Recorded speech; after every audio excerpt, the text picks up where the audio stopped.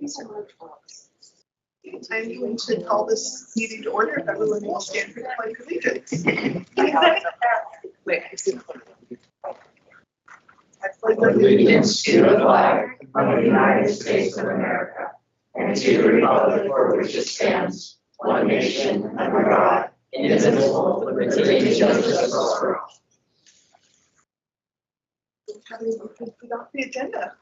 Agenda. Can I have a second? I'll second. All those in favor of adopting the agenda, please say aye. Aye. Aye. Any opposed? The motion carries.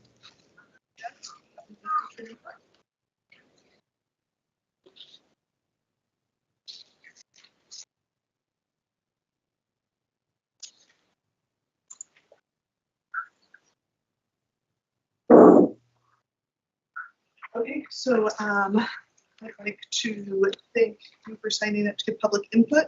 This section of public input will be limited to items on the agenda. All public input outside of agenda items will be heard during public input at the end of the meeting. When you're called to the podium, please state your name and address. You will be given 3 minutes to provide input, and the board clerk will let you know when your time has ended. Please note that the board will not respond to public input. Any public input related to personnel matters and or consisting of personal attacks will be stopped in the time limit. And we are going to start with Jess Watrow.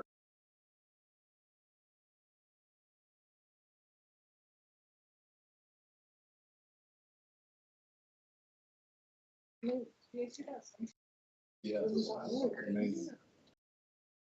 My name is Jess Walker.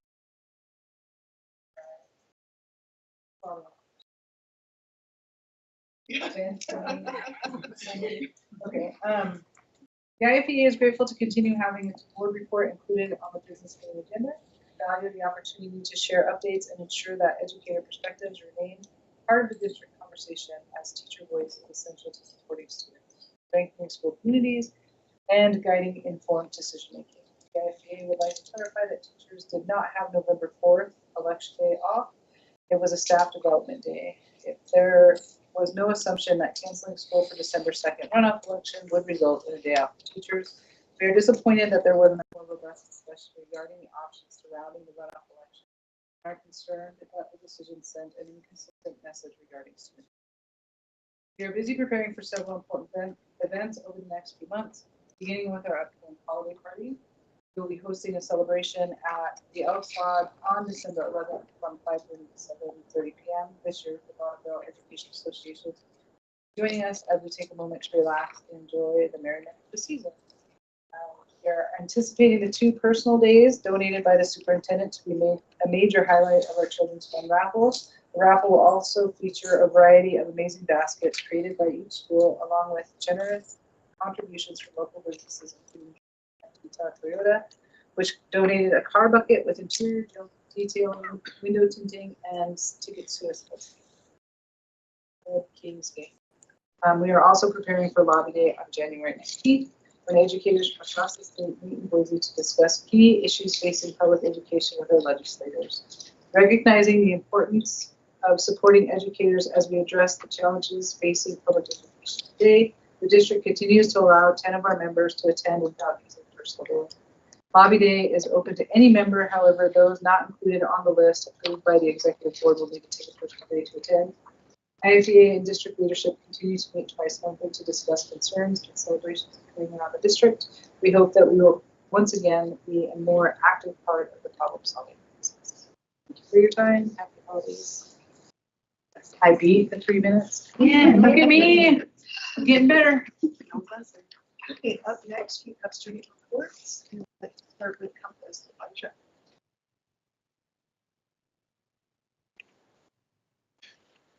Thank you for your time. I'm glad to be here. We'd like to first speak on the Compass community today.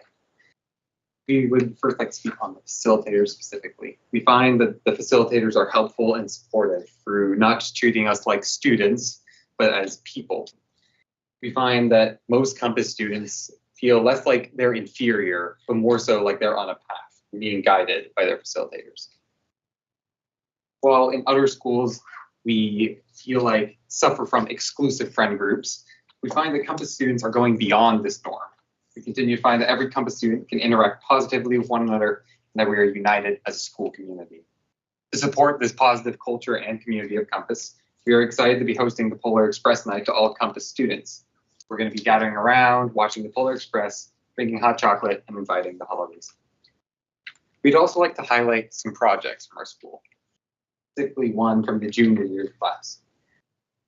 Our speech and communications class is producing educational ed talks, like TED Talks, with different educational topics while promoting Compass to students and parents across the district and beyond. And after recent surveys taken in our classes and in our student body, we continue to reaffirm, especially the readopting the A-Day, B-Day schedule's importance to increasing our school's competitive nature.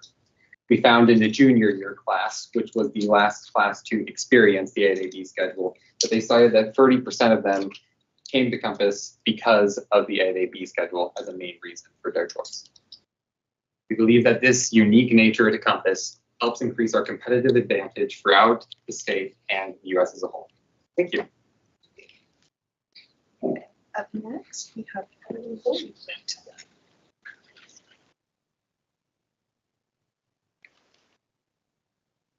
All right, so we're happy to be here and basically give you guys a report. So first we're gonna talk about some of the past and present events that we are excited and proud of. Recently, IFHS was ranked #1 high school in our area of Eastern Idaho, according to U.S. News and World Report. The rankings were based off of our test scores, graduation rate, and college readiness. We were proud that last trimester we had 91.2% of attendance in the first trimester and 483 after-school tutoring attendees regularly. And Tiger Tutoring has expanded from 1 day a week to 2 days a week recently. We also want to talk about the gift of literacy, which is something special our school does every year around Christmas time. And so our librarian helped type us this paragraph that she wanted us to share. After discussing how to promote reading, get books into students' homes, and share the joy of the season, the school's librarians and a couple of English teachers at IFHS created the gift of literacy. For the last 5 years in December, before school breaks for the holidays, Idaho Falls High School staff, with some help from family and friends, has donated books and wrapping supplies to create a holiday bookstore for students. Students who have chosen to participate receive a pass during English class to visit the library. They arrive to see a variety of books, a hot chocolate bar, and a gift wrapping supply area. Teachers are invited down during their planning periods to help the students wrap the books that they have carefully chosen to give someone. The students who have to participate are kept anonymous to protect their privacy in the spirit that it is sometimes better to give than to receive.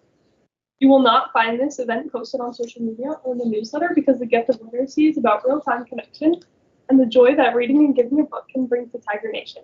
Because the gift of literacy has become a tradition at IFHS, students started asking in November if they could be a part of the beloved event.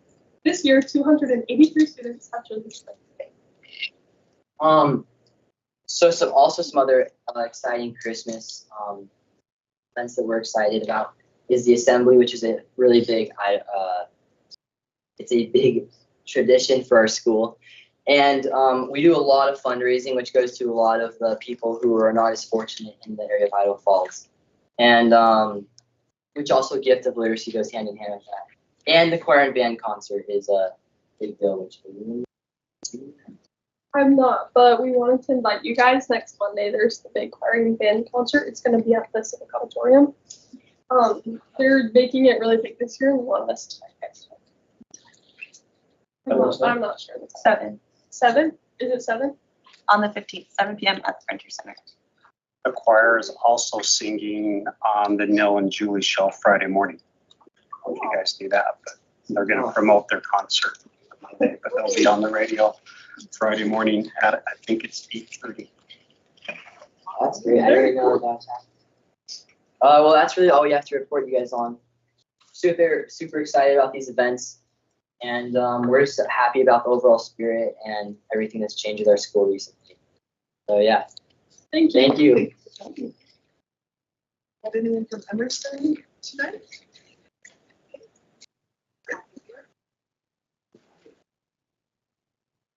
Good evening, ladies and gentlemen on the board. So I started writing up a little doc for me to read to you guys, but I decided to scrap that and improv it. Due to its relevance to Skyline and how much it's impacting us, I would love to share with you my President's Club that I recently started around 2 months ago. So I started this club where I thought, hey, how about we get all of the Skyline Club presidents together and unite them in a meeting where I can learn about what's happening inside our school and where I can unify us and abolish these cliques that so naturally form inside our school. So I did that, and I did have some doubt along the way. I had some teachers say, Tyler, that's never gonna happen, nobody's gonna show up. Although the first meeting was a great success. I had an overwhelming amount of students show up, and it was a huge success. I took notes on it that took up a lot of my notebook that I actually needed for my history assignments. So that was just an excuse to get out of history, right, guys? I decided to tweak some things because all great plans need a little bit of tweaking, as you may know. So I decided to write these documents already typed out. I passed them to all of the students at the next meeting, which there was a great amount of them, as happy as I was about that. And then I added something called statements. I wanted to see what the kids of Skyline thought about Skyline High School. I wanted to see their complaints. I wanted to see their feedback. I wanted to see their ideas because every student matters. And I wanted to I wanted to reach into every little clique of Skyline. And I wanted to see what everybody thought. So I added statements, and I actually added that to this form here. But another thing I like to talk about my President's Club is that it's thriving so well. Even without my helpful hand, I see it happening in this chat. I see the FFA offering, hey guys, we're having a Culver's night. And if anybody would like to come, you're welcome to. 10% of proceeds goes to FFA. And then I'm seeing choirs saying, hey FFA, this is choir. I'd love to take all of our choir kids to Culver's that night so you can get more funding for your FFA. I see these groups that have never even spoken to each other, uniting, coming up with plans, coming up with fundraising opportunities, coming up with beautiful ideas to unite Skyline as one, not to have separate cliques, but to merge all these cliques into one. And that's the clique I like to call Skyline High School clique. Just Skyline, not drama kids, not band kids, just SHS. Now, as a result from these President's Clubs, I get a ton of information, and I could share all the information I get, and we could be here until about 2:00 a.m. But instead, I wrapped this up into a summed up pretty little packet, sadly without a bow. But I would like to pass this out to you guys so you can see what the clubs are accomplishing and what's happening inside our school. May I approach a bench? Thank you. Thank you so much. First person who's ever asked to approach. Yeah. Thank you. So as you guys read over that document, you don't have to do it with me. I trust you can do it on your own. But as you guys read over that document, I did make one little mistake. I added a few NAs where there aren't supposed to be NAs, so maybe just disregard those. But other than that, that's Skyline High School's club information, and I would love for you guys to take that into account. And all those events are open for you to come to. We would love your support. We would love to see you there. And thank you guys so much for this wonderful evening. Thank you for coming. Okay, up next we have celebration. We have 2 celebrations tonight, and first one's gonna, well, they're both gonna be a little long, so I apologize to you in advance, but I'm excited tonight to share, I'm excited tonight to share some truly exceptional news about our schools. Idle Falls High School mentioned one of them, but Idaho Falls High School has been ranked #1 in our area or in the state of Idaho by U.S. News and World Report, and Compass Academy has been rated #2. This is an extraordinary accomplishment, and it's really a powerful reflection of the outstanding teaching and the academic tradition that we have in our district. And when you think about both of those things, they stand on the shoulders of tremendous elementary schools and middle schools, and then high school is the capstone of that, is all of us pulling together to help our kids. And these rankings show the incredible opportunities that are available to students here in Idaho Falls School District 91 and all that we do to help them be college and career ready. And at Idaho Falls High School, that's expanded to this year. For the first time, we have our first designated associate's degree. And that's an achievement that is one that we've been working hard on, and Skyline is working on that as well. Academically, IF has really stood out with their National Merit semifinalists. They've had 10 National Merit semifinalists in the last 3 years. This year there were 6 in our region. 4 of them came from Idaho Falls High School. And I think that is, again, demonstrating the rigor and the excellence that we can find in our schools. Compass Academy shines too. They offer outstanding project-based learning opportunities and experiences that connect to real-world experiences. Recently, Compass sponsored, and I was able to attend, and some of you in this room may have too, the mayoral and city council forums. What really stood out when I went was students for the MC, students who are running the lights, students who are running the sound system. And they had created the PowerPoint with the questions. And they were, and they helped with publicity too. And they also had a community-wide Halloween event where they showcased projects, academic projects, while also inviting families to bring children and do little trick-or-treat and interactive games. And it was really collaborative between the students and the community, and they reached out to the community. And that is an example of real application of their learning.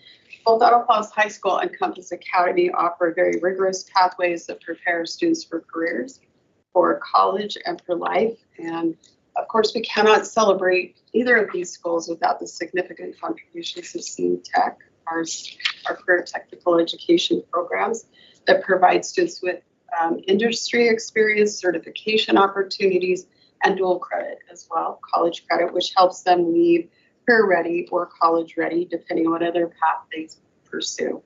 So across our district, we offer pathways to success for students of all backgrounds and students who may be learning English. And our commitment is to ensure that every student has access to the pathways and the opportunities to pursue their dreams after school. So tonight, we celebrate not only Idaho Falls High School #1 ranking in Campus Academy's #2 ranking, but our district-wide commitment to innovation, to excellence, to our students, and we honor our teachers and our administrators for the hard work. And again, that's reflective of elementary, middle school, and high school, as this incredible achievement belongs to our entire district and community. So congratulations to Idaho Falls High School, Compass Academy, and to all of our elementary, middle school, and high school teachers who are working tirelessly to make this tremendous difference in kids' lives. So I think that's pretty exceptional. And we got some positive news coverage out of that, and I'm very excited. So that was great. The second thing that I want to honor tonight, and I probably need to start by, I was sitting in my office, was it Sunday night, just at home. It's my daughter's old bedroom, it's nothing fancy, but, and I was thinking about this meeting and preparing, and tonight is Larry Wilson, trustee Larry Wilson's last night. And I've only had the honor to serve with Larry in the last 2.5 years, but I was just thinking about Larry's service, all of you, through COVID. Jay and I were not here, and we're grateful for that, but through COVID and through budget challenges, and there've just been a lot of things that all of you have persevered through but always continuing to focus on students. I think that's one of the things that makes Larry stand out, is his service to students, his focus on them. Larry is often, he's a good listener and will take things in and consider them, but he is also someone who will take a stand and will advocate for students always, and for teachers and for aligning resources with their districts. So tonight, and I really, when I thought about this, Larry, on Sunday night, I got a little emotional. I was like, gosh darn. So this is from, all of this is from the entire board, but there's a nice surprise in here. I want you to clap first. We have a little bit more. But it's just to honor you for your dedication and for your example. So in there's a gift certificate to a restaurant, and but there's a lifetime pass, a lifetime sports pass to all sporting events in the state. Now that's not the real McCoy, because IHSA has not gone yet to it yet. Just won't get me in everywhere next year. It looks really good though. Jess made it. It looks great. Well done, Jess. That's just for the rest of you. It looks like this. It's really awesome. It's a lifetime pass.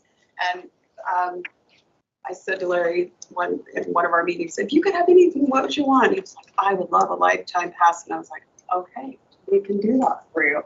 So that's from the board and Thank you. from the Thank you. district. And then we also wanted to honor you with this, and I'm going to be awful and open this for you. I thought about it, I was like, you put a bow on, and then it's kind of awkward. But I do that with my grandkids at Christmas time, but I wouldn't expect that you would do it. I'm just following you a good example. I need some. Kind of at this point. Because we want to honor you with this award, but I want to read it to you. It says, a truly great board member. Just a sec, sorry. It's invisible. No, it's my glasses. Yeah, that's what I'll blame. A truly great board member is hard to find, difficult to part with, and impossible to forget. Larry Wilson. Never underestimate the difference that you make in the lives of those you touch. Thank you. Thank you. So I hope you would all, do any of you, if the rest of you have comments to speak about? He's going to be missed. I think you summed it up very well on Larry's personality and demeanor and contribution to the district and to the kids, especially. And Great it's been an balance to our honor. board. Yep. Thank you. Larry Great said balance. that his wife Lynette said, I need you home more, I want you with me, and I said, can we buy her off? So I hope you would join me in standing to give Larry a round of applause and honoring him for his service. Thank you.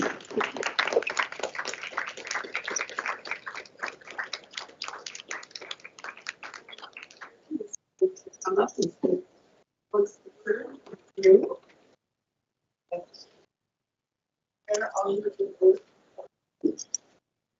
Karen, what do you want to talk about? Let's go more this way, actually, so we don't get the This one. stick right in the back. Yeah. Hey, I'm gonna stand right in front of you, lovely people. Sorry about that. Okay, squeeze a little bit more. we're squeezing. There we go. Okay, 1, 2, 3. This way. Perfect.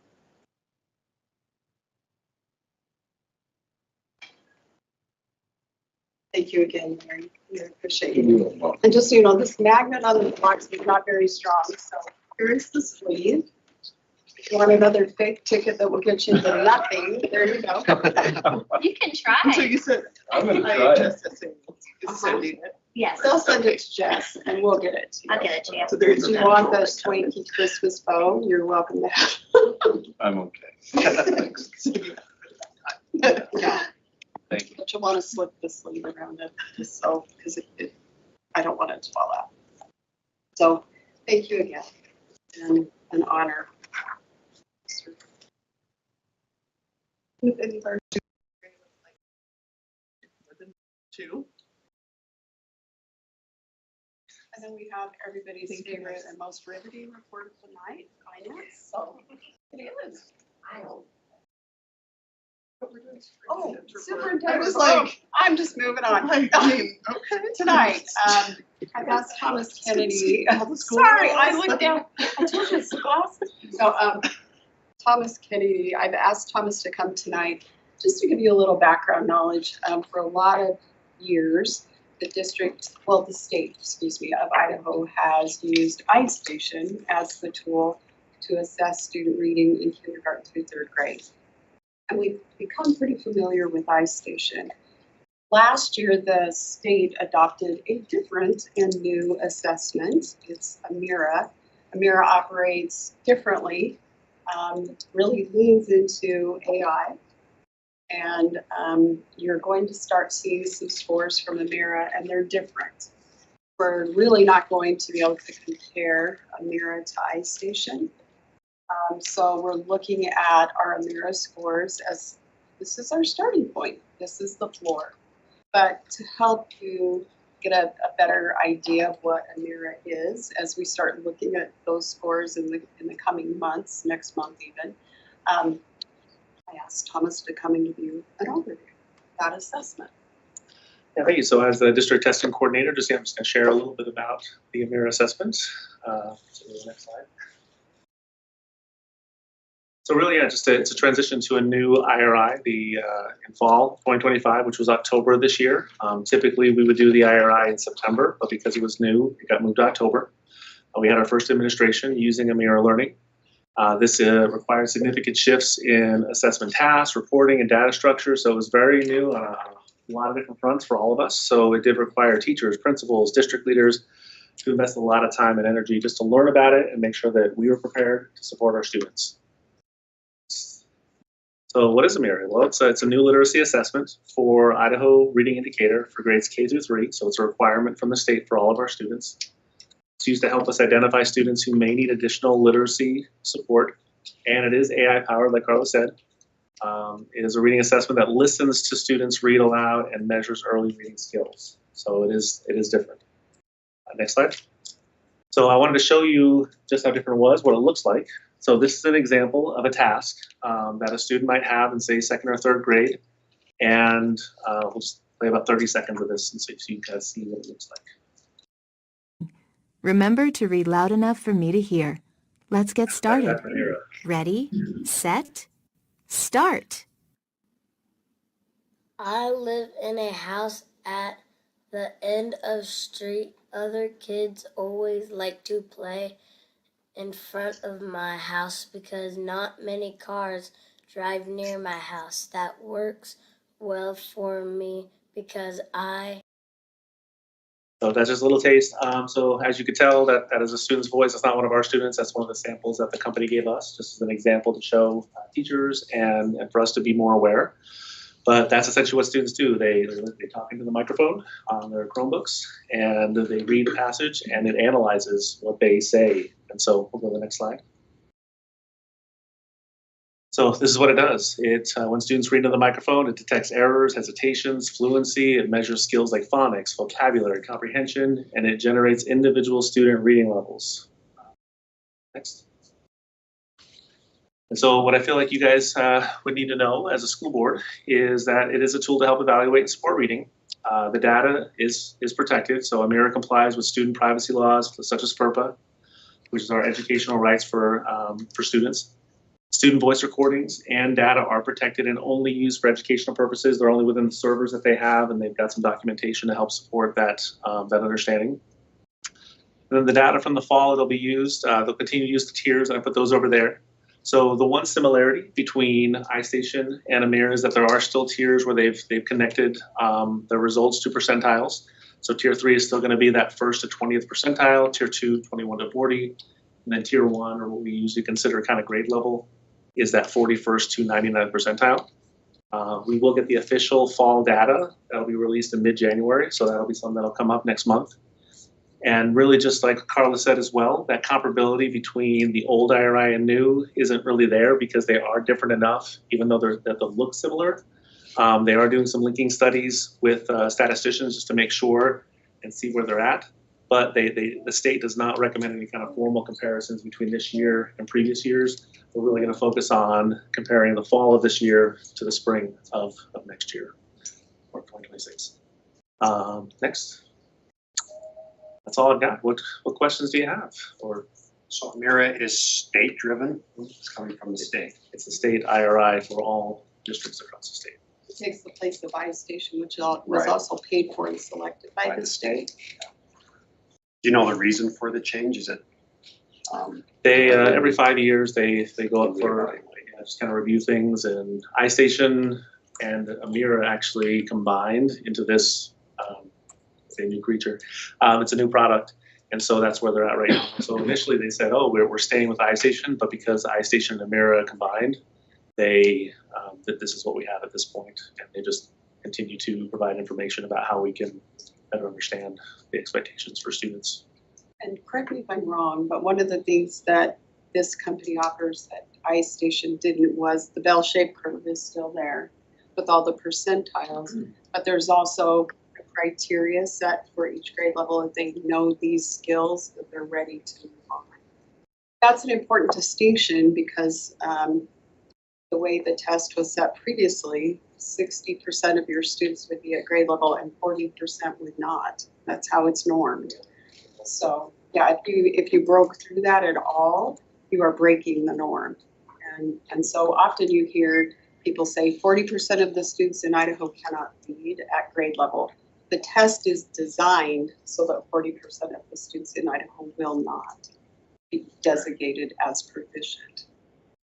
So they do that. That's one thing I didn't really mention was that there are about 5 different measures that they do provide. One of which is that the tiers that we talked about, but we're still learning more about how those can be helpful in what we do. But we're still learning, and our students have been doing well, and our teachers have started to adjust. So with this, do teachers get specific feedback on an individual student on it? So they know, like, for that example, he raced through the periods, missed a couple words. Do they get that specific feedback? Yeah, so when students take this assessment, a teacher can actually listen to exactly what the kid said and hear it and see how it was analyzed. We have noticed that there are sometimes discrepancies between how it analyzes and how a teacher might analyze.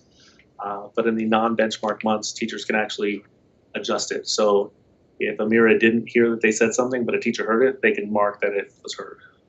So those are things, but yeah, they can hear all of that. And Thomas, would they typically do that for all students or just students that they have a concern? What I've noticed so far is that it tends to be mostly where if a teacher sees a discrepancy between how a student does and how they would think they would do, either one way or the other, they tend to look a little bit closer.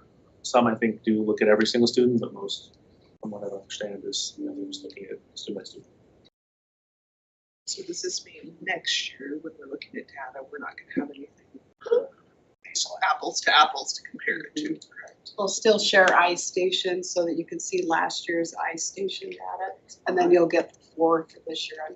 We haven't decided how it look visually, but I have some thoughts, and I'm sure Thomas does too. Yeah, so right now I think our best bet is just to look at fall to spring and just really focus on that for this year, and then see if there are adjustments for next year. I think the state's still learning. Like I said, they're doing a linking study. There's even talk about looking at the criterion based element from iStation or from Amira to be part of the IRI, but that's down the road. One of the other positives is we've created a really strong reading assessment system for monitoring progress throughout the year. And that actually, what we use is very statistically reliable. It's been around for a long time. So teachers have great information to make instructional decisions from. So we can lean back into that data too. It's a very good tool. And it's focused on the same kind of oral reading fluency like you saw in that example. So I think those two assessments are aligned. So our students should continue to grow and perform pretty well on this state assessment based on what we're doing across our schools. Thank you, Thomas. And now, without any further ado, we get to hear the finance report. Still, we're gonna let me just be in charge of this here, Carla. Yeah, you better. I'll take the action. How do we do school reports? Let's just skip them. We start with Fox Holiday. We're gonna start. We are starting with Fox Holiday. Okay. I think I need to go eat food. Steve and Amanda and Sarah are like, hey, see ya. Oh, I don't know. Talking about my school. That's okay, I want to play.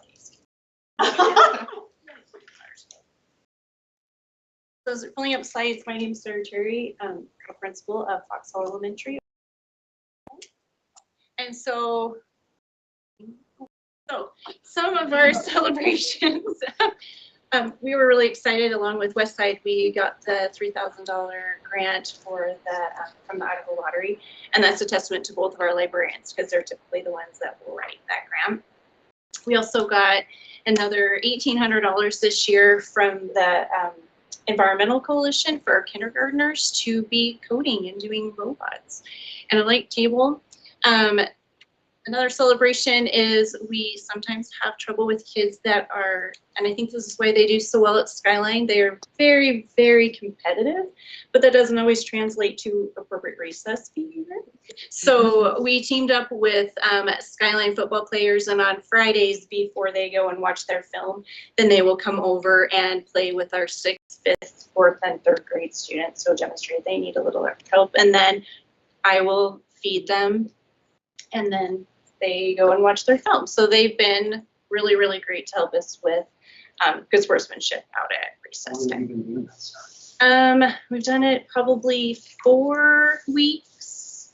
And This so is your first year? yes. Yep. And so usually I buy the pizza, and then my husband's like, can someone else maybe buy food? Because there's a lot of them. So teachers will even just make a big pot of soup and we feed them, but really, really fantastic. And the kids look forward to it. It's been, great. So we'll try and get some of the other sports teams to help too. Kids really want the soccer team. So, and then last one is we met our first school-wide behavior goal of 6,700 Fox tickets, and they get individual Fox tickets for making good choices. Our school goal is 22,000 this year, and so the kids don't know this, but on Friday we're going to have a huge dance party, turn off the lights, we're going to have posters and dance our way out of school because I'm really proud of how they're doing.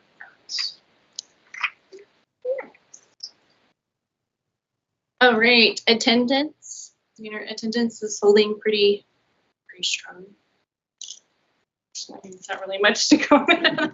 We've tried different things, bike incentives, things like that. I mean, where our littles don't drive, that's up to parents, but they're excited to come, and I think that helps out a lot. But what's notable is you are very close to pre-COVID numbers. I think that's notable. Sorry, did you notice any greater absenteeism on Tuesday last week? Election day. We were texting each other. I mean, it's the parents that call them concerned. We just share what our safety measures were, but by way of attendance, it was an average day.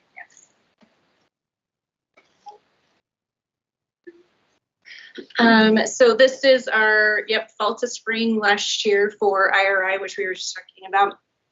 And so we were really pleased with all grade levels. We met our goal of raising it by 10%. You can see some highlights in kindergarten and 3rd grade, and then we're holding steady in that 1st and 2nd grade position.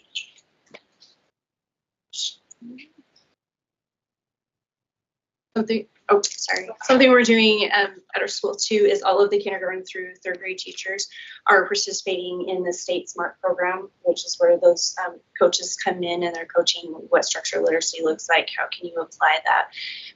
So we're working on that together. Next. Great. Oh, spring to spring, so year to year. Again, as we're looking at all the grades, we're getting some nice jumps. I mean, I always want to get up higher. I want to beat the state average. And so we're just chipping away at that as we go. Here's ELA ISATs. Again, we made a little bit of growth there, working really closely with Thomas on what the expectations ISAT are, ISAT interims, looking to see what we can do to get the fantastic learning that I'm seeing in classrooms translate to those tests. So that's something that we'll focus on for sure. And also getting students in 6th grade to want to take that test and show their best, because we know they can do it. It's just attitude. So a lot of different things at school level to get them excited about taking a several hour long test. Next one. Here's Math ISAT. Same thing. I mean, it was really showing that trying to incentivize our sixth graders. You've got this, you can do this. They have the skills. We just need to see that on the ISAP. I don't want to keep any questions on that. And then our science ISAP, fifth grade did a phenomenal job. You only really get to see this once, so comparison is hard. But it also shows too, a lot of the science ISAT is reading. So I like to see this too, that we're growing and they're able to understand the reading test. And then they're also reading a lot of graphs and charts and things like that on this one. So we were pleased to see how they did there. Any questions or things I can share about what's going? Thank you. Thank you.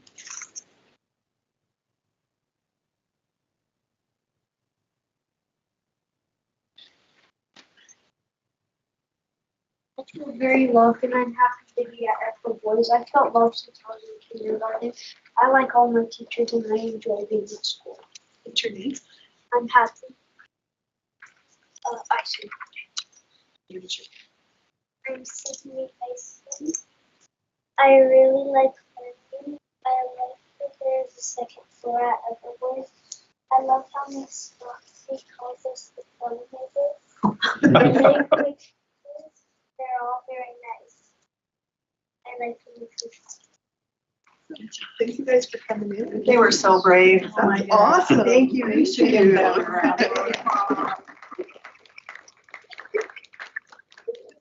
Great reading. It's great to get They're phenomenal students. So my name is Amanda Hall. I'm the principal at the Boys, and I'm back behind her with one of our second grade teachers.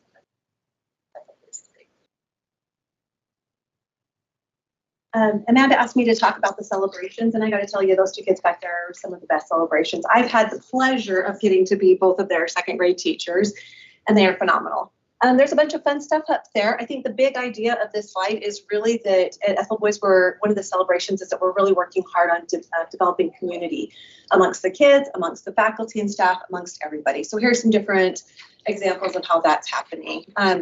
Our Susie Sunshine Committee has been coming up with so many fun ideas to keep us teachers going. We had Pass the Pumpkin game. There was a dress up as a pirate for National Pirate Day and all sorts of things. Our most recent one was we just celebrated the 67th day of school. And so you guys may not know about 6-7, but we all know what it is. I just want to point out that big shirt right there with an 8 on it. That might be me because 8 comes after 6-7 and I am over 6-7. So Susie Sunshine is doing lots of great things to keep us teachers energized. Student council is coming up with lots of fun ideas. We just had a turkey trot where the kids got to go and run around the track. Just lots of fun activities, things like that are going on. The positive office referrals are a way that we get to honor and recognize the students who are really going above and beyond with following our 4 expectations of being safe, be respectful, be responsible, be ready to learn. Kids can earn Bulldog tokens also by doing those same things. So the positive office referrals are recognized during our morning announcements on Friday. Amanda reads them to everybody that gets to hear so the kids are really excited when they get to hear their names being read over the announcements. The kids also earn Bulldog tokens, and the class that earns the most Bulldog tokens for following those expectations gets to earn a Fun Friday activity with Amanda and with Shelley, the counselor. And at the end of the day, everybody comes out and we line the halls and the woof woof wagon comes around and those classes get to parade through the halls while Who Let the Dogs Out is blaring very loudly. And we all cheer and it's just a great way to build community among the kids and to really encourage that positive behavior.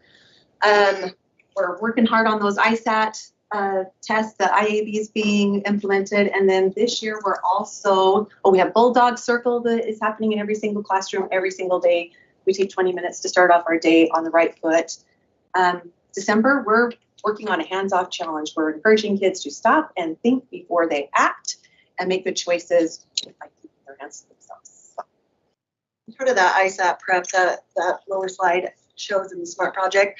As you'll see, some of our scores, they're not as maybe high as we want them ultimately. So we've done a lot of work this here to focus every month on already prepping those students for what ISAT will look like, the tools they utilize, and then also working with Dr. Kennedy every month to really prioritize those learning targets so we can see some progression with the ISAT scores with that. And then all our kindergarten through third grade teachers participate in the SMART project every month as well, focusing on early literacy to build those skills with our instruction as well.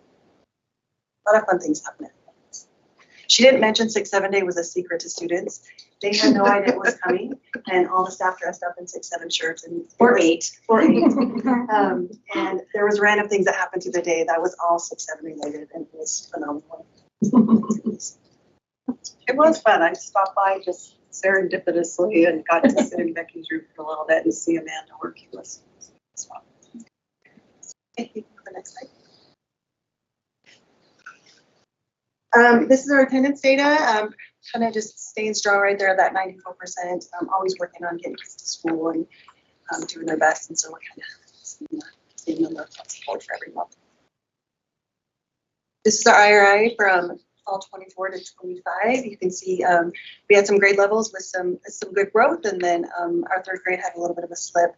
We did have some challenges in that third grade class with we have 3 different teachers within the school year, and so you can imagine how that created opportunities, but also some challenges at the same time. So this is our spring to spring. Just to keep in mind, these are 2 different cohort of classes focusing on spring 2024 to spring 2025. So again, saw some growth in some areas and then some work to do in some other areas. This is our ELA ISAT scores from last year to this year. You can see we kind of dipped in pretty much every grade level except that 5th grade. Again, that's why our focus this year has been focusing on the ISAT prep with students and also instruction. The ISAT test as well. And then math, you can see kind of the same. You kind of dipped down this last school year.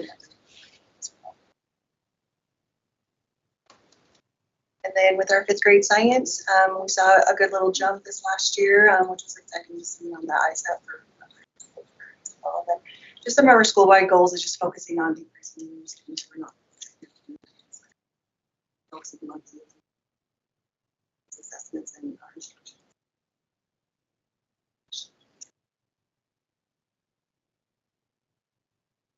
Very good. Thanks, Ray.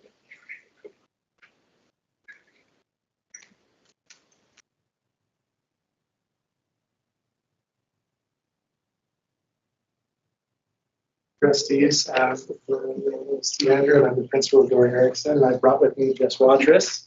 It was very convenient that she was on. And then I wanted to acknowledge a couple of other teachers from our school as well. We've got Barry Comstock and Megan Stansberry with us here as well.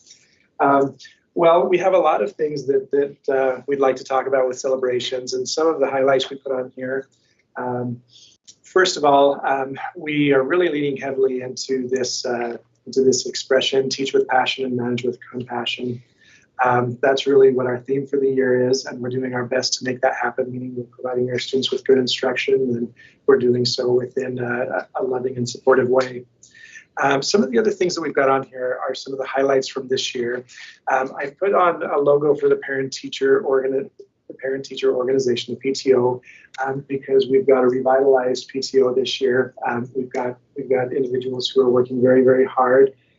They've already filed all of their paperwork to be a 501c3 organization, and they've written new bylaws. And probably the most exciting part is that they put on a Cub Crawl fun run for us at the end of September, which we used as both a fun activity for the kids as well as a fundraiser. And it was successful on both accounts. So we're just really, really appreciative to those individuals who are participating in our parent-teacher organization. Steve, before you go on, could I share something that Steve did that had a big contribution to that?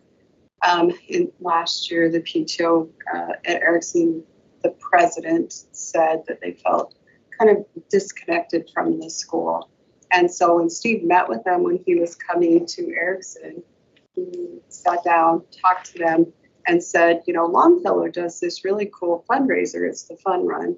And Longfellow's made quite a bit of money off of that. And they were interested. I mean, the parents were eager. They just needed some direction. So Steve reached out to the Longfellow PTO. And when I went to the Longfellow Fun Run, the Erickson PTO president and I think co-president were there. They were right in helping with Longfellow's Fun Run and taking tons of notes because they had never done anything like that before. And because Steve connected them, they felt ready to do it and felt like they could be successful out the gate. And now they have this wonderful collaboration between these two schools that is extended past the Fun Run. And I think that's just a great tribute to your leadership. And so you built community in your school, but across schools. And I just think that's a real tribute too. And I got to see that from PTO president vantage point, and it's made a big difference for them. So thank you. Well, thank you for sharing that. And it is worth noting and acknowledging the PTO from Longfellow as well. They've been super supportive in sharing all of their materials, and they've been fantastic to work with also. Some of the other things we have on here, we had a very successful Veterans Day program. It was well attended and a lot of fun for the kids. The picture in the top right corner is a photo of that fun run. You'll notice that all of the kids have Erickson t-shirts, and thanks to some grants and donations, we were able to purchase those t-shirts for all of the students to build some community. And then I've got on there the iReady logo, which is one of the programs we use to monitor math. We use it for math diagnostics to find out how our kids are doing in math. And it's also got a personalized instructional component to it. And what's exciting about this is we really wanted to make sure that we were focusing on academics this year. And we set a goal to finish 5,000 iReady lessons across the school within the first trimester. And we, Megan, do you remember how many we ended up with in the first trimester? We crushed it. It was like 6,711 or something like that. Yeah, It was 8.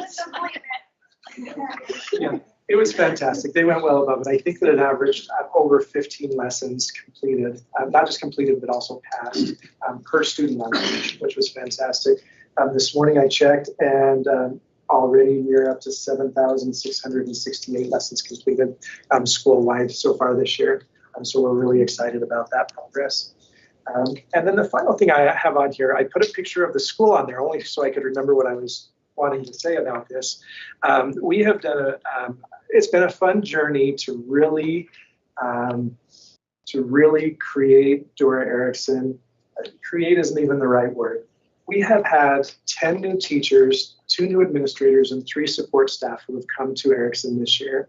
And it's been a really, really fun journey to integrate them with the teachers who are already there. In fact, this morning when I was thinking about this, the analogy that I came up with is that by the time I got married, this is going to be more than you want and possibly certainly more than you need, but I thought it illustrated well kind of the experience that we're having right now. When I first got married, I was well established in Pocatello. My wife was well established here in Idaho Falls, and we had to merge all of the things that we had. And so I moved from Pocatello to Idaho Falls, and I brought a lot of my stuff with me. She had certain things.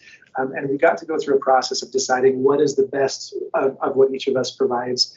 And I think that's analogous to what we're experiencing right now as an Erickson staff, is that Dora Erickson was already doing so many fantastic things. And then with all of these new people coming in, there are new ideas and new perspectives. And we're getting to sort through all of these things collaboratively and deciding what's the best of everything. And so I think that by going through that process, we have more than Erickson had, we have more than the teachers who are coming had. Combining all of that, we've just got a lot of really, really good things going on at Erickson right now. Because we had restrictions on how much we could put onto our slide. Very quickly, I'm just going to tell you some of the very fantastic things that we have. As I was trying to, yeah, it is cheating. I want to go again. But just we've had such a successful year so far. Great partnership with Subaru in Subaru Loves Learning. We had the Idaho Falls Chuckers come and visit our school. We got the T-shirts for students. We had a successful Red Ribbon Week celebrating healthy living. We've had a successful food and clothing drive. Our book fair, we're in the process of doing a cereal box challenge where we're going to set them up as dominoes through the building. We've now already had hundreds of boxes of cereal donated to us. We and- want more though. Tomorrow's feel the free. last day. Bring them on. Yeah, over. if you guys want to donate, we are happy to accept those. And then we are also in the process of doing an angel tree for those families who could provide or could receive a little bit of extra support this year. So a lot of really, really good things going on at the school right now. And go ahead, one more. There you go. Attendance, it's going to look very similar to what we saw from Fox Hollow and Ethel Boyce, just that we definitely want to get up to that 95% mark. August, we were there, and we're flirting with that. We're just not quite there yet. But we'll continue to push forward, trying to get our attendance up there. Trustee Hackey, I checked ours, as you were talking to the other school, I checked ours. We were at 91% attendance on the Tuesday of election. And Yeah. so We visited 2 other schools today, and they were very similar to what you guys reported, so. Yeah. Doesn't seem like it was a big impact. No, I don't think that we saw a substantial change in our attendance that day. Yeah. And I'm going to go super quickly through some of this data because it's going to look very similar, and I'm sure in your mind it's going to blend with a lot of the other schools that have done. From the beginning of the year last year, we did see some progress in all of our grade levels. And then from year to year, we did see a little bit of a dip in our IRI. We're anxious and excited to see how this new Mira test we just learned about is going to impact our scores. So we'll see how that goes as well. And then with our ELA ISAT, this I think is another celebration because while it's a modest change in 3% overall across the grade levels, what is significant about this is that 3 years ago, Dora Erickson was identified as a school for comprehensive support and improvement, and by the state of Idaho. Meaning that our ISAT scores and our in both math and ELA were below 5th percentile within the state. And since that identification, Dora Erickson has done a phenomenal job of improving just a little bit at a time. And although we were re-identified this year, it was based on exit criteria, not entry criteria. So we were actually well above that 5th percentile in both math and reading. And in ELA, I think we were up to 12th percentile. So in just a couple of years, we more than doubled our percentile ranking, which is quite a celebration. And then on the math side, we did not miss it by that much. And again, although we saw a modest decline in this one, we were still 8th percentile. And so over the last 3 years, we're still seeing improvements. And because we saw a little bit of a dip, we do anticipate we'll be able to recover a lot of that ground this year. And then finally, you've got science there. I did think it was relevant to talk just a little bit about the school's goals. And so Jess volunteered to talk just a little bit about that. Keep talking. So amidst all the change, we're going to set some lofty goals too, because why not? An IRI, our goal is to decrease the percent of students below proficient by 15%. Is this our percentage right now? From 52 2/10% to 39 2/10%. On our ISAT math, we want to decrease the percentage of students below proficiency by 10%, from 74 9/10% to 64 9/10%. And in ISAT reading, we want to decrease the percent of students below proficient by 5%, from 67 3/10% to 62 3/10%. And then in ISAT science, we want to decrease the number of students below proficient by 10% again, from 79% to 69%. What questions do you have for us? Appreciate all the good work of all 3 schools today. Thank you for your time. That's the standard, the Jay's good situation. Yeah, I was going to ask, and I Yeah, it's forgot. all We're okay. close. We have a few more reports we're still waiting for, Okay. but we're getting closer. Day by day. Perfect. You know which they are, right? What's that? You know which cards they are? No, we don't. Oh, you don't know? No, because they just grabbed them and left. So that's why it was on the news, so we could get them back. I think we just have a couple left, but we're getting. Well-intended, good people. Yes, absolutely. Yep. Well, I used my highlighter and I'm very excited to hear what else. You just look, I mean, like, I can hardly wait to see what's in here. Carla's so excited. Do tell it. Feels like that. We get some money we weren't expecting Wow. or. Wow, that was a big build-up. But I will say, I do enjoy giving my report because I feel like it gives you, I can at least hit a highlight of where our revenue is coming in at and some of the places that we're seeing, identifying those. But anyway, so this is the report through the end of October. Starting with our fund, the largest revenue for October is in our state revenue line item. And most of that revenue is the testing portion of our literacy funding that comes through a special distribution from the state. That was 1.1 million of that 1.9 was our literacy funding. Year to date, our revenue is 59 million or 58.25% of budget.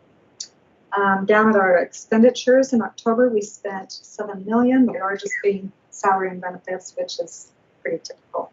Our year-to-date expenses are 18.5 million and 78.09% of the budget committed. That's at the end of October. Turning over to all other funds, our October revenues, our largest revenue is that federal revenue line item. Most of that revenue was our child nutrition, the federal child nutrition reimbursements, and then also our federal fund reimbursements from Title I, Title II, Title III. Our year-to-date revenue sits at 51.9 million, or 76% of the budget. And our expenditures, again, the largest line item there is salary. Our year-to-date expenditures are 5.8 million, with 24% of the budget committed. Short and sweet, but do you have any questions for me? It's like a big picture question, and you may not have an answer or anything like that. Federal-wise, have we started to hear any idea of what that's going to look like? Well, Stay the same. I went to a conference last week, and I kind of got a little bit of both sides of the fence at that conference, but they talked about, probably the biggest takeaway was that they said, you're going to want to have a decent fund balance because the funding for federal will probably be delayed next year as it was this year. So that's, they said you need to have a cushion that you can count on. At one point, they talked of a percentage cut, but then at another point in the conference, they said, but laws will have to change, and not sure that we have all of the support from the Senate side that we would need to be able to change the laws. But then those are compliance laws and not necessarily funding laws. And so they said at the end of the day, we just have to wait and see what the legislature is going to do. So they kind of, pardon me, Congress, yes. So just at the end of the day, they're like, we're just going to have to wait and see. So I wish I had a crystal ball. I wish they had a crystal ball so that they could tell us, so that we could start planning now and projecting. No, that was the feds put that on. The feds, yeah. It was a Bruman conference, and it's a group of attorneys, and that they do a lot of school finance, like across the nation, and it's a federal conference that I went to. So it was good. We had some state people there. There were, I think, 4 or 5 people from the state. I visited with them quite a bit to say, what are you hearing? What are you getting? And they said pretty much the same thing. They said I would budget flat for next year with your federal, and then they said it's kind of the same information that we're getting from all of our resources. It's sounding the same. So just laws will have to change. Not sure that they have all the support that they're going to need to change the laws, but yeah, compliance is different from funding. So that was Just quick question, just on the general M&O fund on expenditures. Can you go into a little more detail just on the insurance there? Or is our insurance more expensive than what we budgeted for originally, or? Liability insurance. At the beginning of the year, the numbers came out. Yeah. It did. So Liability? that will carry through, is that what it is, liability insurance? Yeah. So Oh, that yes. will, Yeah, that will that carry will. through on the remainder of the fiscal year? Yes, Correct. correct. Yeah. I thought you meant line to the benefits. No. But you're talking insurance. Yeah, and talking judgments. insurance. Yeah, that's for that annual payment that we paid in July.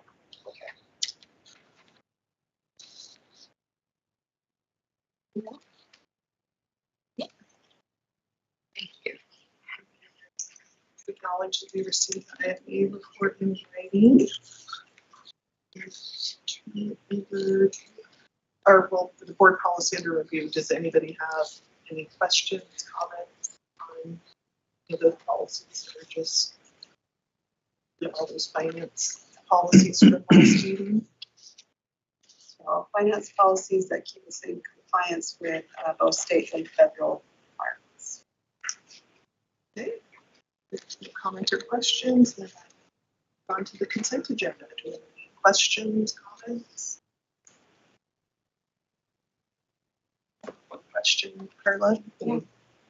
Just- Thanks, Rob. So it looks like one of the schools, we have to be for a mascot, which is significant. And so I was just curious, where does like a mascot or something like that come from? My understanding is that came from raising money, but I guess I'll get back to you. And then there was a question today about the trip with the chaperones. So that trip is actually Idaho Falls High School, Skyline High School, and Compass Academy. So there are chaperones from each school because they know their students. So my golf coach example comparison was spot on.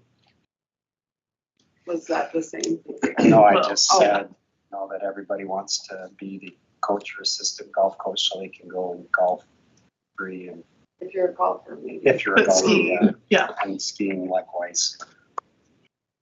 So there are 13 chapters. No, there's 6, is what I saw on that It request. said 13. No, it's 13. It says 13 on the form.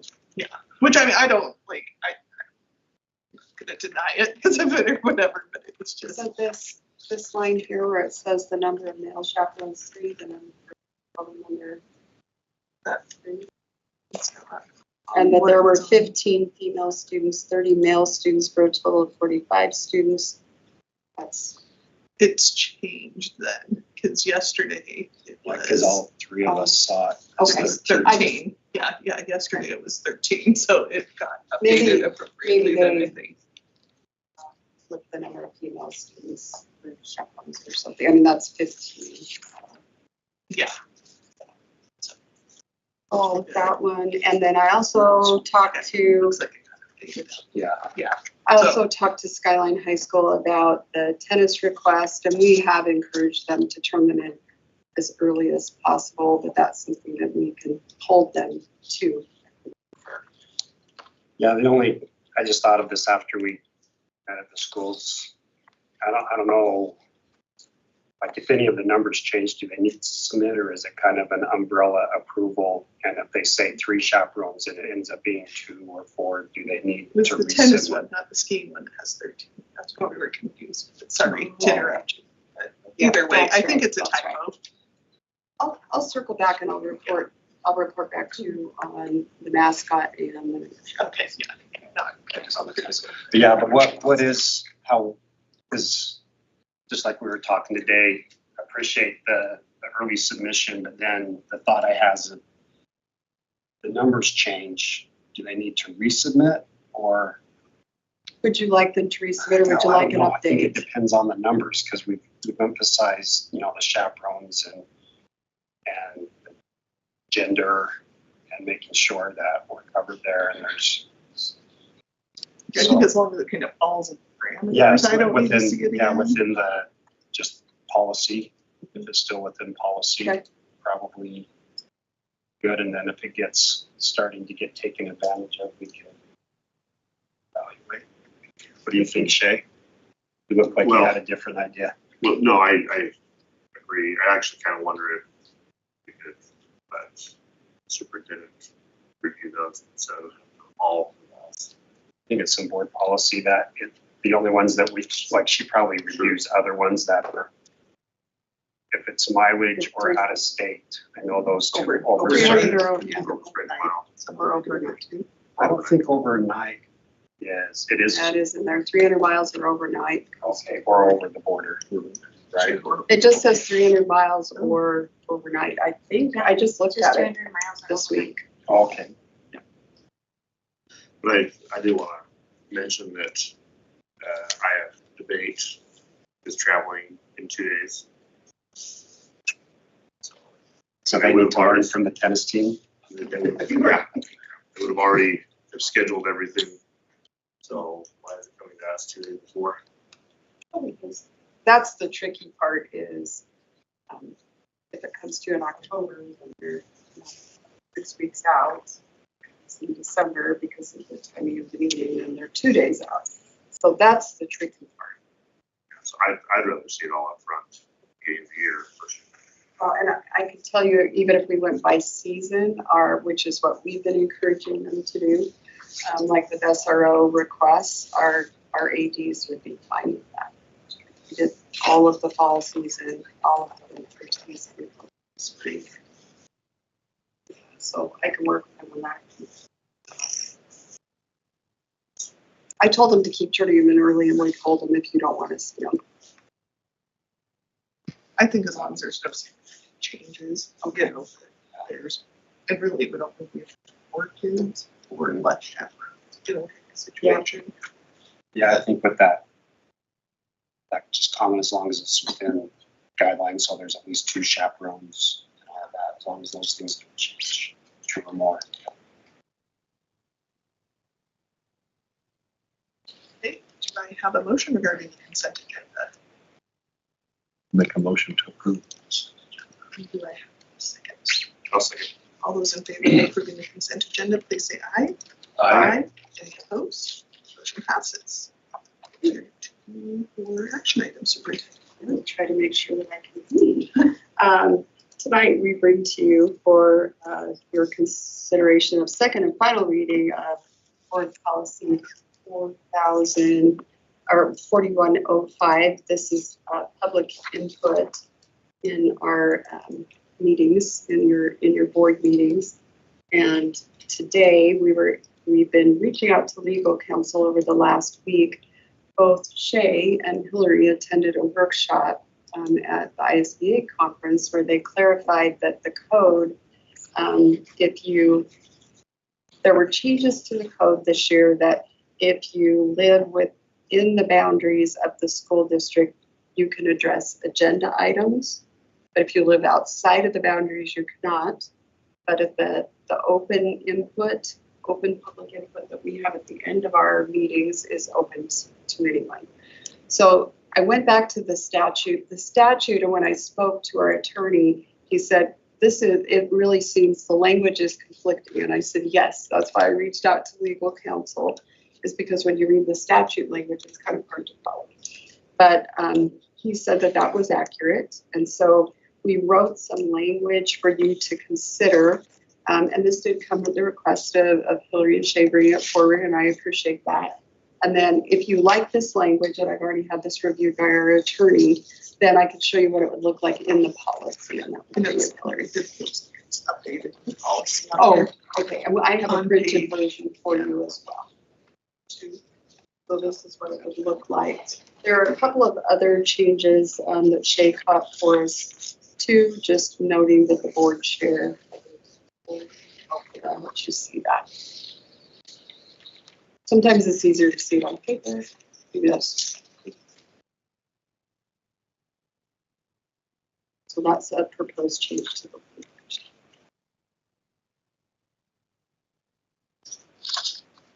Sorry, will you go back to your comment about statute? So you went back and reviewed the statute and it did, the statute does differentiate between living inside Yeah, the and outside the language district? is a little confusing, but in consulting both with Amy White, that's who Shane Hillary attended a workshop, and then today with James, who did reach out to Amy and walk through this, and they are working with ISBA to go back to the legislature and clean the language up. But it clearly states that for agenda items, it is people within the district. So that you don't have people coming out like from Boise for an agenda item to talk to the board when it won't affect. But they just get comment In the, on in the the same thing general. in general. After we've made our, Yeah, What's that? so they would be speaking to us after we've already done the action. done our action items. Because agenda item action or input has to occur before the board takes action.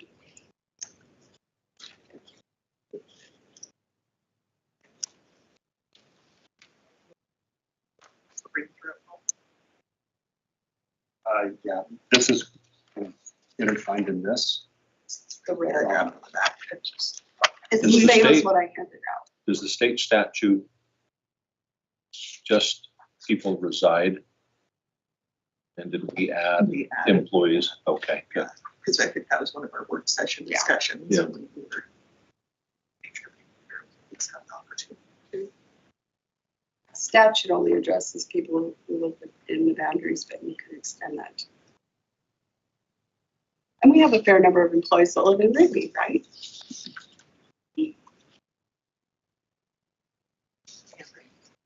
Well, we have. Oh, and Dave Webster, we were just talking to Science and Taylor, who was chatting about the number.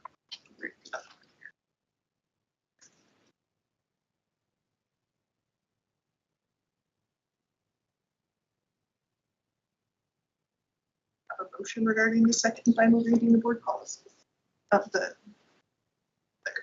I'll make a motion to approve the set within 4105 public participation in board meeting. Have a second. All those in favor of approving board policy 4105, public participation in board meetings, please say aye. Aye. Any opposed? And the motion passes. Madam Chair, we bring to you and the members of the board tonight for your consideration new course proposals. You did receive in your board packet an overview of the proposals along with the proposal for each course. David England, our Executive Director of Learning and Instruction, is the lead on course proposals and is here and available for questions that you have.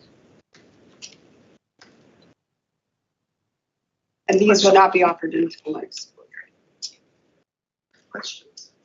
I had questions on personal finance.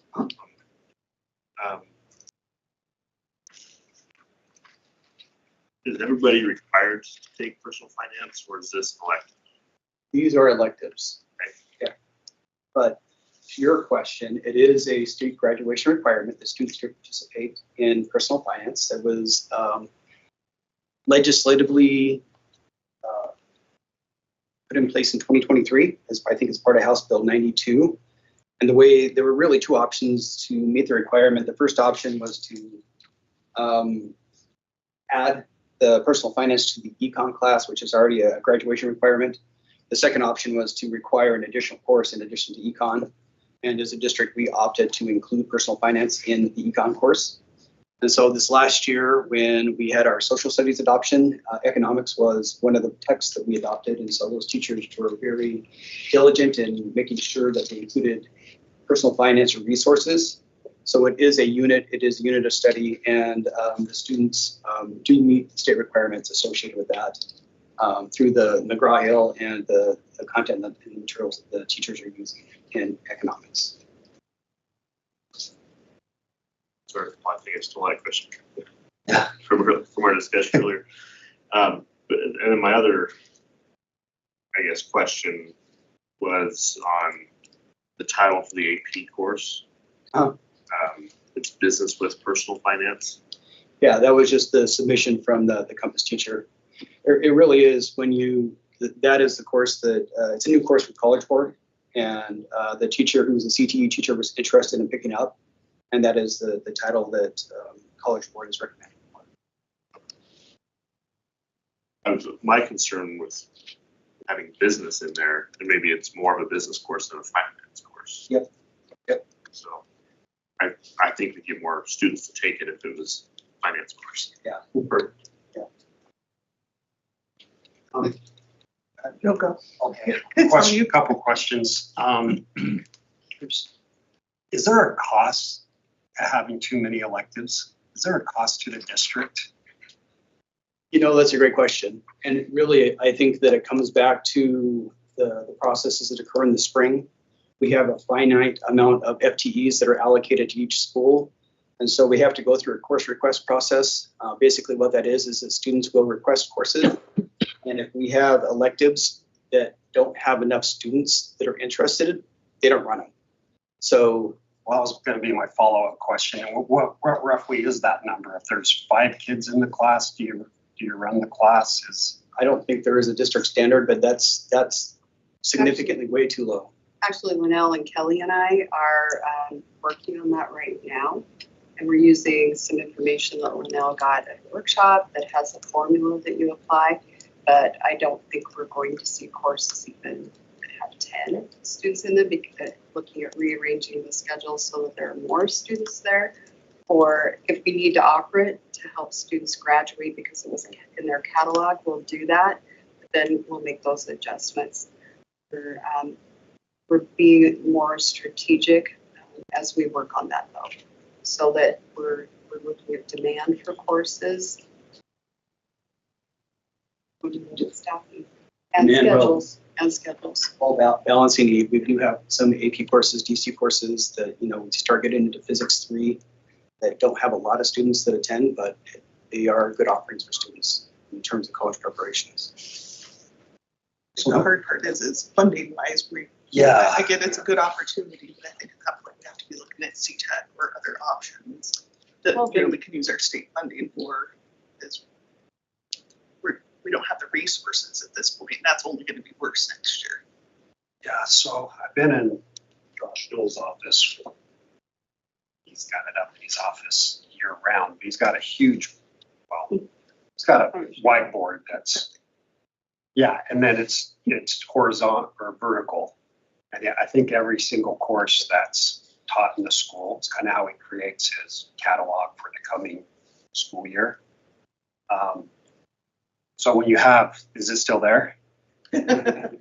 So when you're looking and adding these classes, kind of to your point about the resources and teaching and classrooms and so forth, has there been a point where we have more electives or more classes than what space we have or resources to teach them? Sure, absolutely. Because we've added a lot, and maybe they drop and we just don't hear about them, but we haven't dropped, to my knowledge, but they do drop. They don't run.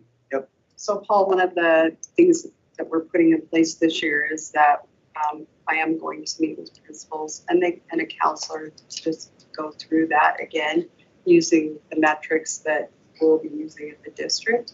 And we're also going to be using that as part of course requests. We're going to go back and revamp this process. So we may be surveying students, we may be looking at staffing, like at higher ed, if you had a class, what are you going to drop, things like that. Do we have like a master list of all the classes that have been approved by the board since the beginning of time? It's in PowerSchool. Yep. Yeah, I mean, because twofold, I feel like we need consistency across our schools. If we approve a class, I don't care if it's taught at IF or if it's taught at Skyline, if someone can teach it, we've approved the class and the coursework with it. So sometimes when we're approving these on a school level, I find that it's very odd. We're approving the course, why aren't we just approving the course for the district? So something to look at there. But then also if we've got like this litany of classes, I think some cleanup work would be good to go, are they here? Are we teaching them? Are they valid? I mean, if there's some from the 60s, it may not be a valid course selection in this day and age. I bet there's typing in there still if you pulled it up. and we probably don't have any typewriters. questions? That's it. I'm just concerned about how many, some of these electives, how many students will actually sign up for them. And that's kind of goes along those lines with two of them. So my other question is on that reading for pleasure class. So a couple months ago, we had teachers in here saying how they've already incorporated reading for pleasure into their curriculum. And also I think that goes to the personal finance. We already are offering that as part of our curriculum. Like, what does this bring to the table? What does that's my concern is, are we really offering something that is substantially better than what we already have and are already doing? That's my only thoughts on it. I was gonna say, do you have an answer to that? I mean, I guess I don't even know how I would answer it because it's kind of a half statement, half. It is a half question, statement, yeah. But I think it's valid. Where is it necessary when there's courses already available that address reading for pleasure? Is it necessary then to have a class? And that reminds me of a question. So let me just tag on to that. Yeah, go ahead. On some of these, like reading for pleasure, that's probably not for everyone, and there should be some that might want to take that class, but maybe shouldn't because their reading ability isn't awesome, and learning how to read probably isn't going to take place in reading for pleasure classes. So they should probably be more assigned a more traditional English class than reading for pleasure. Is there anyone that's looking at that to making sure the right kids are taking the right electives? Yeah, great question. So they will be assigned to the regular English course. I mean, the reading for pleasure is an elective. Students would have to opt into it just as any other elective. They still have their regular graduation requirements. So English 9, 10, 11, 12, they still need to take those, or the DC portions themselves as well. But in looking at, do they have prerequisites? This course did not have any prerequisites associated with it.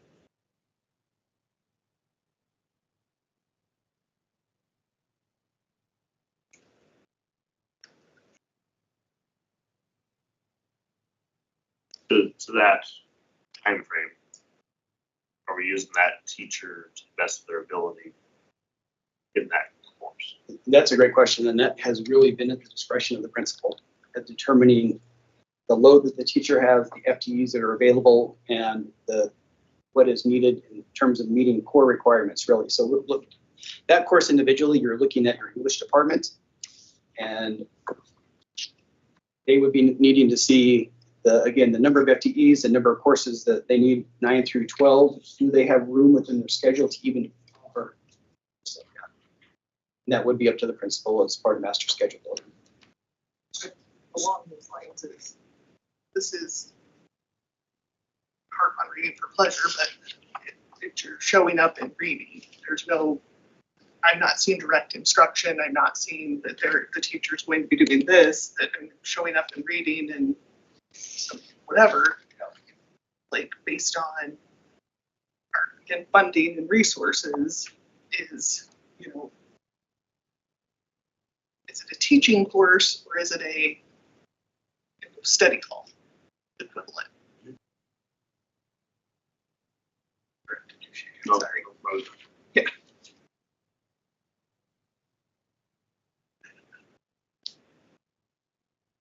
I mean, you're right. It's very clear in the description. Students that love to read and perhaps just need a quiet hour in the midst of a crazy day to do so.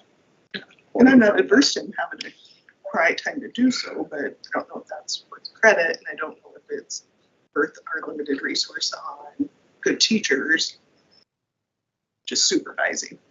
And I don't know what our restrictions are there are on. This would be an elective. It's not going to be an English credit. It's an elective credit.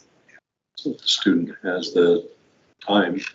Yeah, but if and we're again, paying to the the teacher, principal's if we're paying discretion. a teacher to supervise versus teach. I mean, it's more the bigger picture of where we know we're heading into.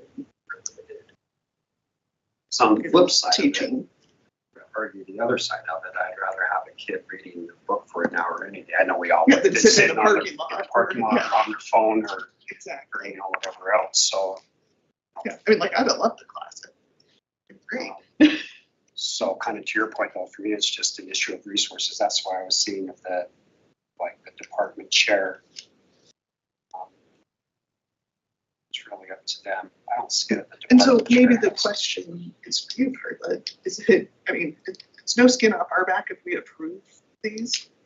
But at some point, someone's gonna have to make the tough decisions of, we're not having the class, or we're not, is it easier for us to just say, it's not worth having the classes because we kind of know going into it that we're not gonna get funded, or we're not gonna be able to do whatever? Or is it better to be like, hey Josh, hey Dallin, it's your problem because, you know, they've been approved, but you're gonna have to be the ones that say, no, we're not doing it. Oh, and we have to remember too, there's a certain number of students. So say this is a very popular class. Right. People go there, that also means they're abandoning some other elective.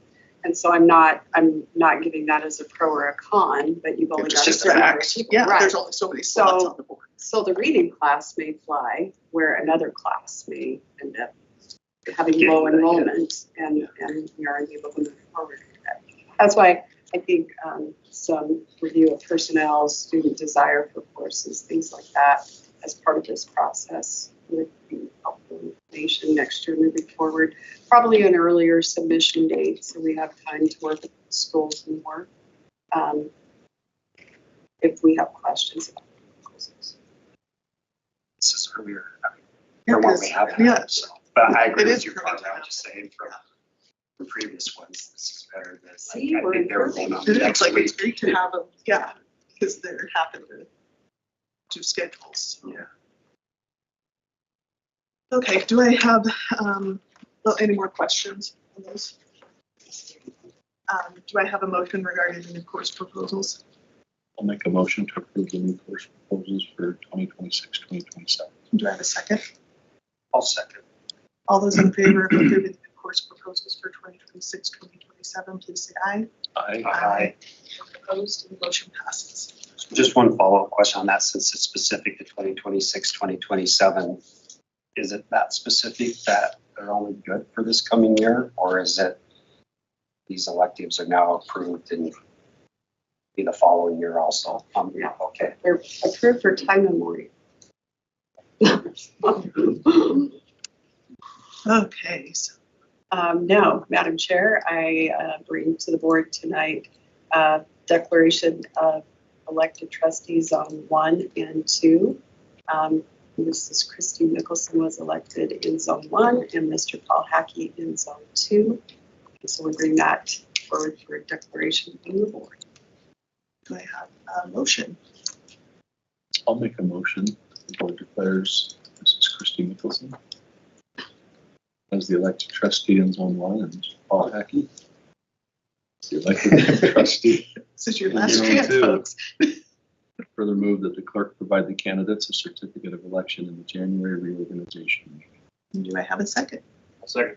All those in favor of approving the motion that declares Ms. Christy Nicholson as the elected trustee in Zone 1 and Mr. Paul Hackey as the elected trustee in Zone 2. Further moves that the clerk provide the candidates a certificate of election in the January reorganization meeting. Please say aye. Aye. Any opposed? And the motion passes. Ernie, stop dancing. We got a little bit of meeting left. Yeah. I know. Christy's over there going, oh gosh, it just got real.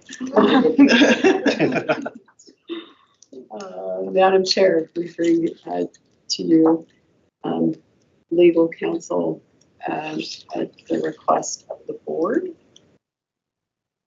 This is an item related to negotiation, and I was asked to reach out to surrounding districts to get the number of hours that went into the negotiations process for other districts. I did not hear back from Pocatello. I did reach out to them as a follow-up today, but this will give you the information I did have. There's some notes on these. If you have any questions on the notes, the one that says state minimums from Caldwell, the superintendent reported that they spent a lot of time on trying to work the salary schedule to meet the state minimums with the resources they had. And then in Rigby, they were negotiating salary only. But Superintendent Martin did report that 3 to 4 hours is very typical. Like he's only had 1 year it's going to be on. So I'm confused, like what the action item is. What's the discussion? So is this looking for legal counsel for negotiations? Yes. Yes. So I'm looking at using legal counsel for negotiations next year.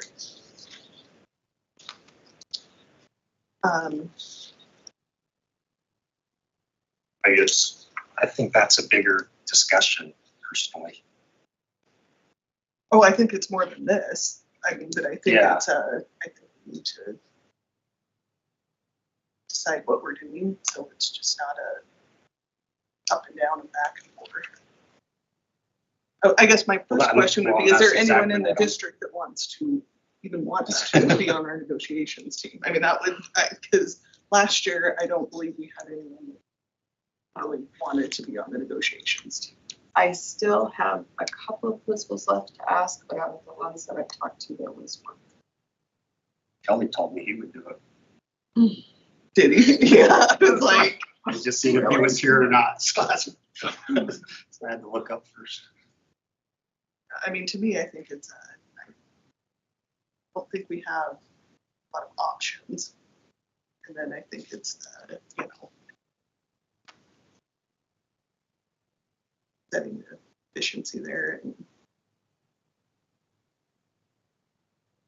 Do you probably have the amount of hours that we spent off your head? We spent 49 hours in mediation. And 20, a lot before that, 22, somewhere in that. That all involved legal counsel. All those hours. just so 20 something? It was Or like mediation? 22 to 27. I can go back and double count. Mediation is 49. Plus. We had 42 before we changed mediators.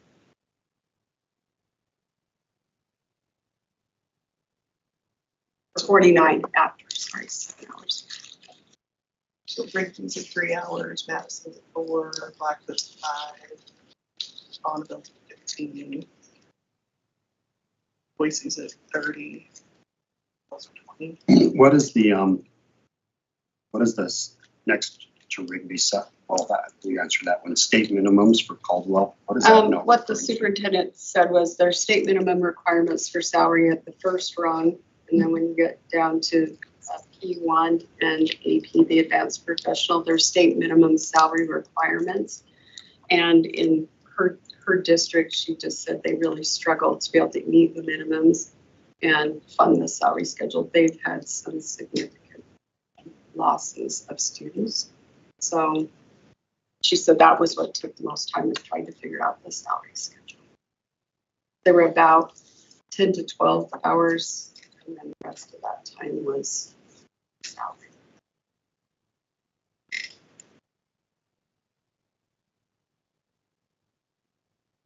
My understanding from talking to Amy, but this is remembered from months ago, and I haven't been able to get her. And I was checking my voicemail to see if I got anything back from Pocatello. Was somewhere in the range of like 9 or 10 hours, somewhere between 6 and 9 hours for Pocatello, but that's months ago. So that's why.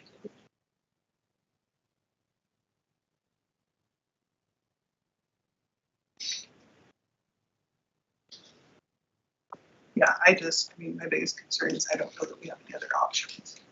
Because I don't think there's planning to be in a adversarial or whatever environment. And I think this way it keeps it neutral. Principals aren't put in a position where they have to negotiate against teachers or teaching. Already said Carla it's not doing it, so I mean, historically superintendent hasn't. Doesn't, yeah. Done So And I agree with you. I don't think it should be principal either because I think it puts them in a really tough Yeah, because situation. Work, we want to support, and they're doing our work, not theirs. I actually kind of want to enhance what you said. I believe that we have employees who could make a legitimate complaint of a hostile work environment, what happened during the IDB negotiations. And we can't have that again. Yeah. So. Either lose employees or get sued. Right. Yeah. I'm not sure. I'll have to get with you, Shay. I'm not sure what you're referring to. I know it was continuous, but contentious. Thank you, but yeah, I don't know about that part of it. I just find that our district for so long has not do it. I totally understand why we did it this year. That would be accurate, right?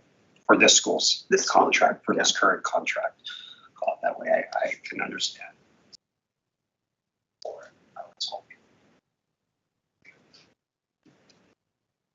Go back to how we've done it for decades, but yeah, it makes it hard. Maybe we can in the future. I think but we can maybe in the future. I think it's got to maybe get it's still too close. everybody. That's what I think. I think we're not Because far if enough. we're where taking 69 hours to do what other people can do in 3, I think that probably needs to be addressed.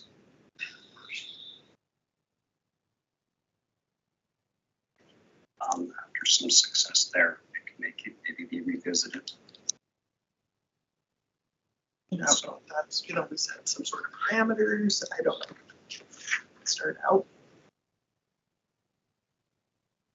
So I don't know how big the district Caldwell is. The Rigby, Yeah, they're. okay, so they're comparable to Rigby, Yes. right? Okay. Madison is bigger than us. West Ada is. Madison's not bigger, right? Madison's not. Yeah, I don't think so. They're just a one high school. It's a big high school, Oh, but it's just yes. the one law. But so they're probably comparable in size. Rigby. Probably like a Rig, or They're more like probably a like a Rigby. Rigby. Yeah. Would be my guess, closer to Rigby. Okay. West Ada is about 4 times our size. Oh, They're yeah. the- They're the largest by far. They were able to complete it in 9 hours. They Madison- also used 80. Right. Madison, 4 hours. Rigby, 3 hours. Blackfoot, 5 hours. Bonneville, which is bigger than us, but roughly the same. 12 to 15 hours. I didn't put birth on there. 15 minutes. 15 minutes. That would skew. I said, Basil, are you kidding me? That would definitely skew the other direction. Boise, doing IBB model, had it completed in 25 to 30 hours.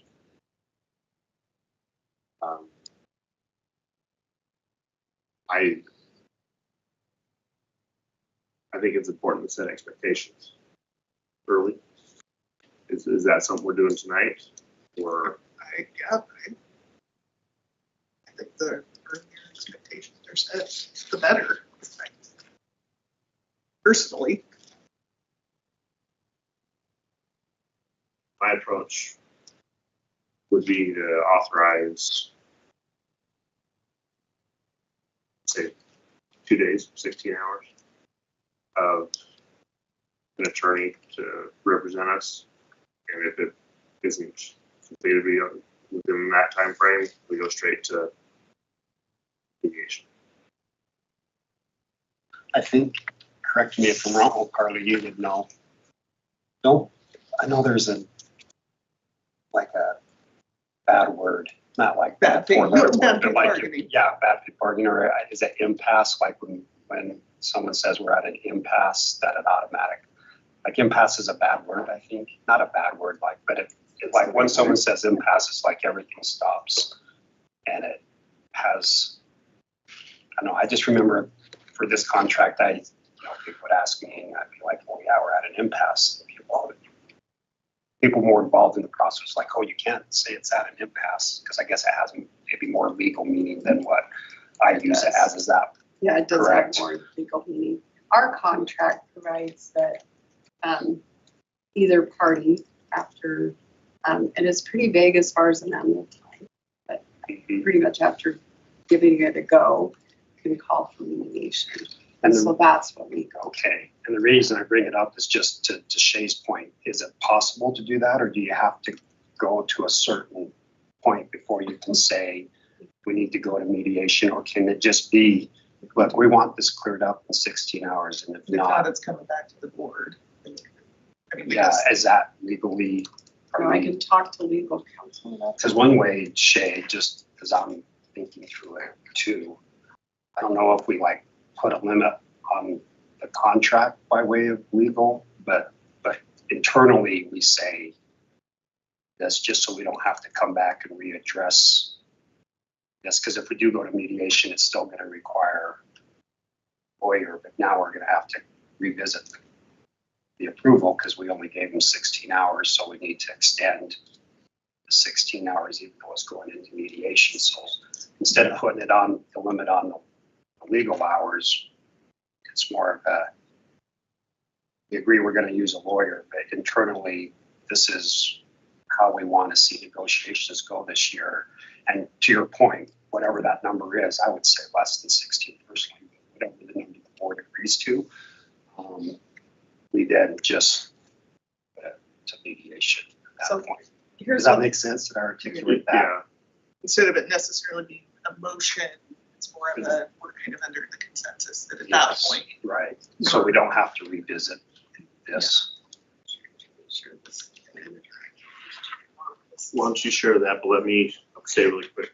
The reason I brought that up is because there were significant numbers of statements made that we, as the board, went to mediation too quickly. And really, Carla said, look, last time it took us X amount of weeks to get into the office or into mediation. If we don't go now, we're not going to make our end of June deadline. So we said, well, okay, let's just go into mediation now. So that's why I'm trying to set the expectation up front. Hey, if we can't get this done in a timely manner, we'll get into mediation. And I'd like to not start school again with that. Yeah, I mean, ultimately, I'd like us to have a contract that's in the best interest of the teachers, that they know like what things look like. I have loftier goals than both of you. You want it done by the end of April? Well, no, honestly. Yeah, I mean, it would be great. I, with what took place this year, I honestly think both sides should be embarrassed. And I think both sides should come together and say, as a goal, we're gonna pound this out this week and get it done and be an example to other districts this year of cooperation and working together and being the first or whatever, one of the first to have it done versus what happened this year where we're all over the media. I mean, that personally, that's what I would love to see have happen, and it's a win-win for both sides. I can and share. the kids. Sorry, I just thought well, I was done, and then I thought kids, and so I tried to hurry and get it in before you got your first word out. Sorry. I can share with you that Pocatello, who's using me 4 years now, the time's gone down every year. West Davis had the same rates. Over time, it's actually reduced quite a bit. What our contract, our collective bargaining agreement says is if the negotiations described above, it just describes the process, have not resolved the issues after a reasonable period of negotiations, either party may request the issues in dispute be submitted to mediation. The board and representative organization will attempt to reach mutual agreement upon a mediator. In the event the parties cannot agree on a designated mediator, either party may request the mediator be appointed through Federal Mediation and Conciliation Service, which is what we have done the last 2 years because there's no cost to either party if we go that route. That's right, we did use mediation the year before. Mm-hmm. It's quick, but it's quick. So what do you think is a reasonable amount of time? Well, I don't even know if we need to determine that today. Because this is just saying, Just we're gonna saying use we're a planning. legal representative to represent the board. If my understanding is correct, is that right, Carla? That's what the action item is today, is just we're gonna be represented by legal counsel. And then, because I'm not really prepared to have that discussion today, because I didn't know But I that that's think what it's this good. was even But I think for, but I it's do think good we to should start start thinking about it. yes. And, But you know, I really do. I have lofty goals in my mind. I want it to be a win for them. I want it to be a win for us, which then equates to a win for the kids and our patrons. If we could just get this done. that's the whole point of this is it keeps it from being personal. Whether you're a defendant, whether you're Ellie, Linnell, whether you're a principal, whether you're a teacher, like this, it's not personal. It's let's focus on the facts. Let's focus on the items, not the personal stuff. But to me, that's the biggest thing. I would share with you that in my meetings with Jess Watrous, they brought forward something about shared faculty meetings of elementary schools meeting together, some concerns. So we made a change that will start in January to address that. And then I started hearing from people, oh, we liked having them all together. So when Jess and I talked about that last week, we said, let's just try this new model through February. And then we can work on a joint survey and send it out together, have Tito send it, and then see where people are. And then we could come up with a model that we know it will meet the needs of most. We'll never meet the needs of all, but meet the needs of most, or come up with a model that accommodates, maybe something we haven't even tried yet. So, I mean, I think from my perspective, Jess, I don't know where Josh came from. Jess has been, I hope she sees it the same way that I do, but I wouldn't speak for her, that we're trying to work collaboratively and address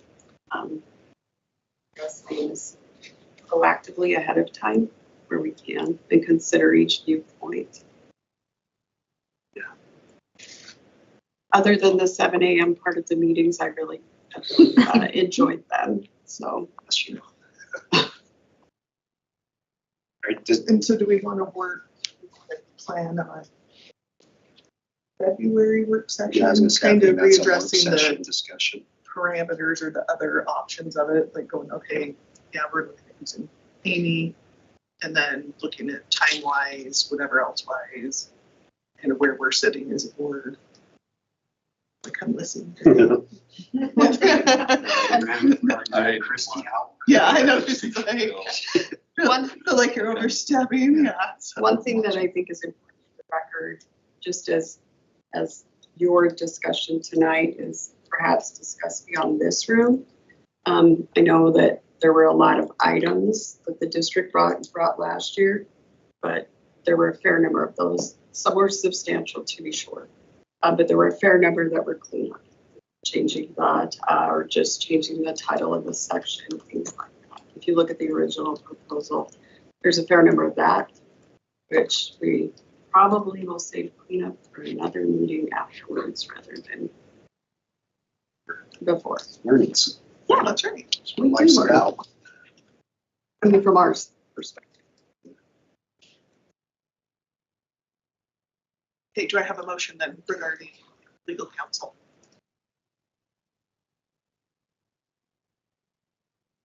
Make a motion to approve legal counsel appointment. To represent. Wait, put on there for Amy White to represent us. For Amy White to represent us during negotiations. Awesome. Have a second? I'll second. Okay, all those in favor of approving legal counsel appointment of Amy White to represent us during negotiations, please say aye. Aye. Any opposed? Motion passes. Up next, we have patron input for non-agenda items. Shoot.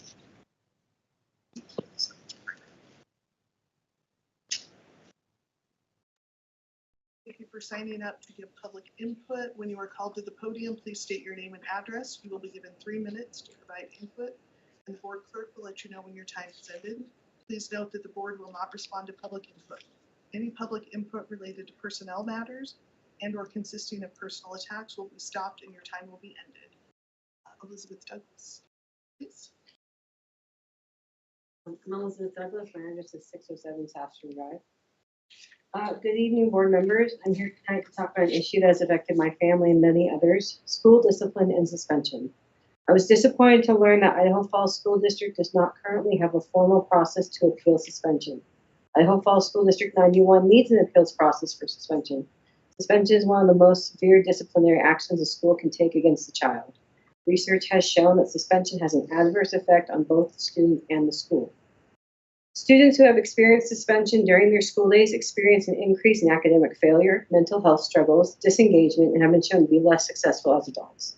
Schools who utilize suspension are also adversely affected.